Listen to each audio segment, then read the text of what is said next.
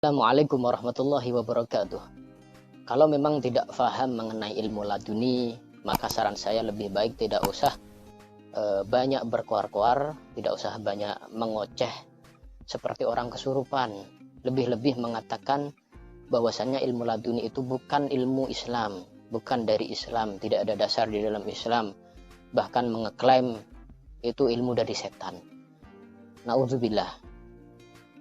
Itu adalah suatu pemikiran dan suatu pernyataan yang sangat menunjukkan bahwasanya pengetahuan, wawasan daripada mereka golongan Salafi Wahabi sangat minim sekali, sehingga tidak bisa memahami ilmu laduni yang sebenarnya ada dasar di dalam Al-Quran maupun As-Sunnah. Ilmu laduni itu adalah ilmu yang murni dari Allah Subhanahu wa Ta'ala, yang dianugerahkan kepada hambanya yang soleh, yang mendapatkan futuhat dan mendapatkan keistimewaan, baik berupa karomah maupun sesuatu yang istimewa, anugerah al-khariq anil ada, yang tidak semua orang mendapatkannya. Itu adalah ilmu laduni. Sebagaimana Nabi Khidir di dalam surat Al-Kahfi, di situ jelas sekali disebutkan wajada abdan min ibadina atainahu rahmatan min indina wa 'allamnahu min ladunna ilma. Di dalam kitab Hilyatul Auliya yang dikarang oleh Al-Imam Syekh Nuaim Al-Asfahani, yang mengutip satu hadis yang direwatkan melalui jalur Sayyidina Anas, bahwasanya Rasulullah SAW menyampaikan, man amila bima alima warathahullahu ta'ala ilma ma lam ya'lam. Barang siapa yang mengamal satu ilmu yang dia miliki, maka Allah akan memberikan kepadanya, menganugerahi kepadanya, mewariskan kepadanya satu ilmu yang mana tidak diketahui. Nah, itu adalah satu bentuk dalil di dalam sunnah mengenai ilmu laduni. Di dalam Al-Quran ada, di dalam sunnah ada. Itu adalah ilmu laduni, keistimewaan memang dari Allah Subhanahu wa Ta'ala. Di antara sumber akidah yang keliru adalah menjadikan ilmu laduni sebagai sumber akidah. Ilmu apa? Ilmu laduni. Katanya nggak usah belajar, tahu-tahu pintar. Ada orang-orang wali-wali nggak pernah belajar, tahu-tahu pintar. Saya bilang itu omong kosong. Nabi SAW bersabda, innamal ilmu bitta'allum. Sungguhnya ilmu itu dengan belajar. Yang langsung pintar tanpa belajar cuma Nabi, para Nabi dan para Rasul, karena mereka dapat wahyu. Adapun selain Nabi, selain Rasul, maka harus belajar. Para sahabat belajar atau tidak? Belajar. Abu Hurairah sampai kelaparan, sampai pingsan gara-gara belajar. Lupa makan gara-gara belajar. Umar bin Khattab radhiyallahu anhu sampai bertanawuh, berganti-gantian dengan tetangganya. Kalau hari ini Umar ke pasar, tetangganya belajar sama Nabi. Nanti Umar pulang dari pasar, tetangganya ngajar. Kasih tahu tadi Nabi menyampaikan demikian. Besoknya Umar yang ngaji, tetangganya yang bekerja. Belajar mereka. Tiba-tiba katanya ada wangsit dari Allah Subhanahu wa Ta'ala, langsung ya, kemudian ngerti. Saya bilang omong kosong. Datangkan orang yang pintar tidak belajar, itu mana orangnya? Enggak ada, itu enggak benar. Itu cuma katanya dan katanya, tidak benar.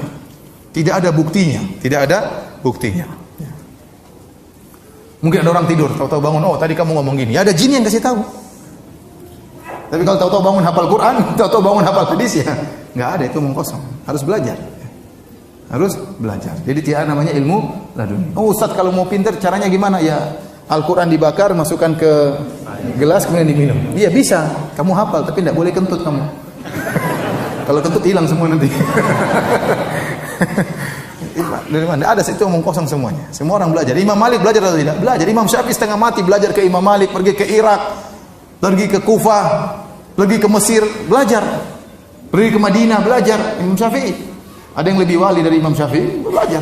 Imam Ahmad, Imam Syafi'i, Imam Malik, Abu Hanifah, semuanya belajar. Sahabat belajar. Sahabat belajar sampai menempuh perjalanan jauh demi untuk mendengar hadis Nabi sallallahu alaihi wasallam. Ya. Baik, apa dalil mereka? Kata mereka, Ustaz, ada dalilnya, ilmu laduni itu ada. Dalam Al-Qur'an, dalam mana dalam Al-Qur'an? Kata mereka dalam surat Al-Kahfi. Ya, tatkala Allah berbicara tentang Nabi Khidir alaihi salam. Ya, atainahu rahmatan wa 'allamnahu min ladunna ilma. Kami ajarkan kepada Khadir ilmu. Kata mereka Khadir ini, ya, lihatlah Ustaz, Khadir ini wali. dan dia lebih pintar daripada Nabi Musa. Pertama, Khadir itu apa? Wali. Kedua, lebih pintar daripada Nabi Musa alaihissalam. Ketiga, Nabi Khadir keluar dari syariat Nabi Musa. Dia tidak ikut syariat Nabi Musa. Kalau begitu bagaimana? Ya, kalau begitu, kalau orang sudah mencapai hakikat, dia tidak harus sholat. Dia boleh keluar dari syariat Nabi Muhammad SAW. Sebagaimana Khadir keluar dari syariat Nabi Musa alaihissalam. Itu dalil mereka. Kenapa? Karena ada ilmu laduni. Wa 'allamnahu min ladunna ilma. Kata Allah, kami ajarkan kepada Khadir ilmu dari kami. Bagaimana bantahannya? Bantahannya sederhana. Ya, oleh karenanya mereka gara-gara syubhat seperti ini, mereka punya pembagian agama menjadi syariat dan hakikat.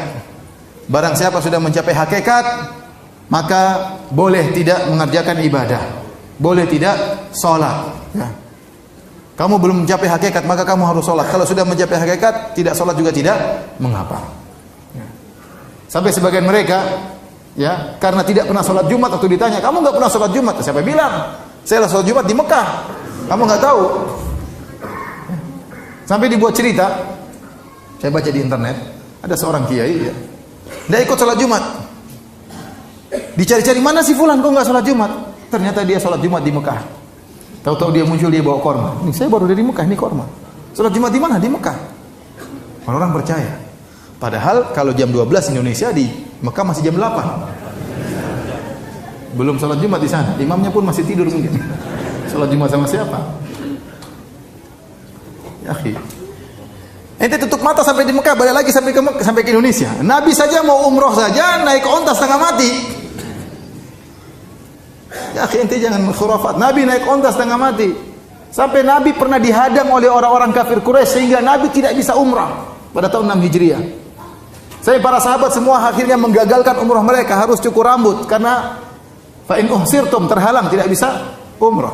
Akhirnya ditunda tahun depan umrahnya. Itu Nabi SAW. Ini ente tutup mata sampai di Mekah, balik lagi sampai ke Indonesia. Tahu-tahu pulang bawa korma. Korma juga bisa pergi ke Tanah Abang beli.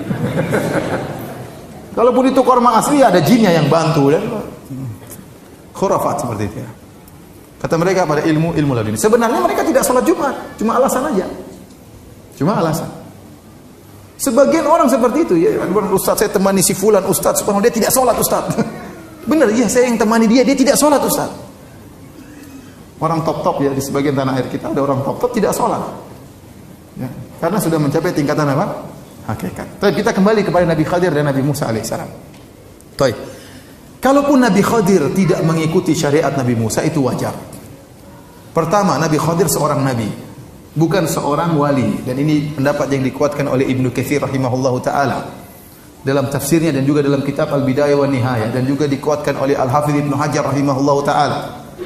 Oleh karenanya Nabi Khadir waktu bertemu dengan Nabi Musa, kata Nabi Khadir alaihissalam, apa kata Nabi Khadir kepada Nabi Musa, ya, wahai Musa, ya, innaka ala ilmin 'allamaka Allah la a'lamuhu ana. Wahai Musa, kau di atas ilmu yang Allah ajarkan kepada engkau dan aku tidak tahu. Wa ana ala ilmin 'allamani Allah la ta'lamuhu anta. Dan saya di atas ilmu yang Allah ajarkan kepadaku dan kau tidak tahu.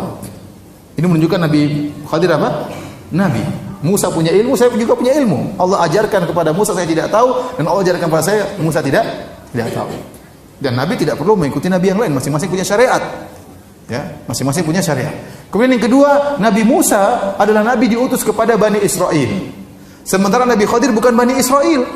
Seandainya dia tidak mengikuti syariat Nabi Musa, wajar karena dia bukan dari Bani Israel. Makanya dalam Sahih Bukhari, waktu Nabi Musa mencari-cari Nabi Khadir, tahu Nabi Khadir sedang menutup tubuhnya dengan baju, ya, maka Nabi Musa bertanya. Nabi Musa mengucapkan salam, Assalamualaikum. Nabi Khadir kaget. Anna bi ardi salam, kok ada salam di negeriku? Dia tidak pernah dengar orang ucapkan salam. Kok ini ada orang beri salam sama saya? Nabi Khadir bertanya, siapa kamu? Kata Nabi Musa, ana Musa, saya Musa. Nabi Khadir bertanya lagi, Musa Bani Israel? Apakah Musanya Bani Israel? Kata Nabi Musa, iya benar. Kenapa? Karena Musa banyak. Ada Musa Bekasi, ada Musa... Paham? Makanya Nabi Khadir bertanya, Musanya Bani Israel? Kata Nabi Musa, iya benar. Ini menunjukkan bahwasanya Khadir bukan dari Bani Israel. Dan Nabi Musa tidak diutus untuk dia. Kalau dia tidak ikut ajaran Nabi Musa, nggak jadi masalah. Yang ketiga, ternyata Nabi Khadir juga sesuai dengan syariat Nabi Musa. Kenapa Nabi Musa mengingkari waktu Nabi Khadir merusak kapal? Karena dia tidak tahu penjelasannya. Waktu Nabi Khadir kemudian membunuh seorang anak, Nabi Musa juga mengingkari.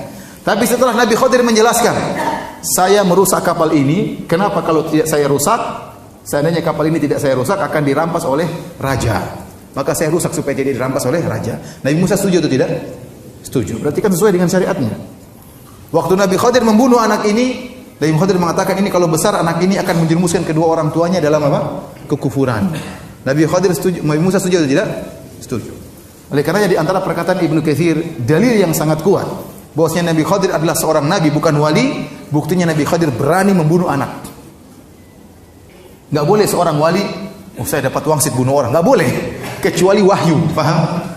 Kalau cuma kira-kira kayaknya firasat anak ini bakalan nakal, saya bunuh aja sekarang, enggak boleh. Sepakat ulama enggak boleh. Paham? Ada orang sangat alim, lihat anak-anak main kelereng, ini kayaknya kurang ajar nih, kecil aja udah kayak gini. Saya bunuh saja sekarang, enggak boleh. Wali setinggi apapun enggak boleh melakukannya. Ini menunjukkan Nabi Khadir tatkala berani membunuh anak tersebut, berarti dia seorang apa? Nabi, karena dapat wahyu. Jadi Nabi Khadir tidak pernah keluar dari syariat Nabi Musa. Kalaupun dia keluar, memang dia tidak diutus Nabi Musa untuk dia. Nah, Anda sekarang umat Muhammad sallallahu alaihi wasallam. Nabi Muhammad diutus untuk semuanya. Inni Rasulullah ilaikum jami'an. Aku diutus kepada kalian seluruhnya. Baik orang Arab maupun selain Arab. Makanya Rasulullah SAW mengirim surat kepada Heraklius Romawi. Rasulullah SAW kirim surat kepada Persia untuk masuk Islam. Karena Nabi memang diutus untuk alam semesta. Nabi terakhir. Konsekuensi Nabi terakhir harus kepada seluruh umat. Nah, Anda berarti umat Muhammad. Kalau Anda meyakini boleh keluar dari syariat Nabi Muhammad, berarti Anda bukan umat Muhammad. Benar atau tidak? Jangan bilang Anda orang Islam, Anda orang kafir kalau begitu. Para ulama ijma' sepakat, barang siapa yang merasa boleh keluar dari syariat Nabi Muhammad, maka dia orang kafir. Dan kita setuju. Kenapa? Karena dia melepaskan Islamnya. Kalau Islam harus ikut Nabi Muhammad. Kalau dia mengatakan saya boleh tidak ikut syariat Nabi Muhammad, berarti ente bukan orang Islam dong. Ente orang kafir. Dan ada orang seperti itu di tanah air kita, merasa sudah mencapai tingkatan apa? Hakikat. Sehingga dia melakukan kemaksiatan, dia menyangka ini hakikat, ilmu laduni dari Allah Subhanahu wa taala. Ada orang, misalnya orang kiai kemudian minum bir dan macam-macamnya, enggak apa-apa, dia sudah sampai hakikat. Biarin aja. Tapi dia minum bir haram, itu kan bagi ente syariat. Bagi hakikat enggak apa-apa. Itu haram itu. Enggak, kalau dia minum, itu bir berubah jadi air putih di sini. Jadi putih, tapi kenapa teler? Jadi tidak ada seperti itu. Jadi yang benar tidak ada akidah diambil dari ilmu apa? Laduni. Mau ambil akidah belajar Al-Quran dan Sunnah Nabi Sallallahu Alaihi Wasallam. Baik.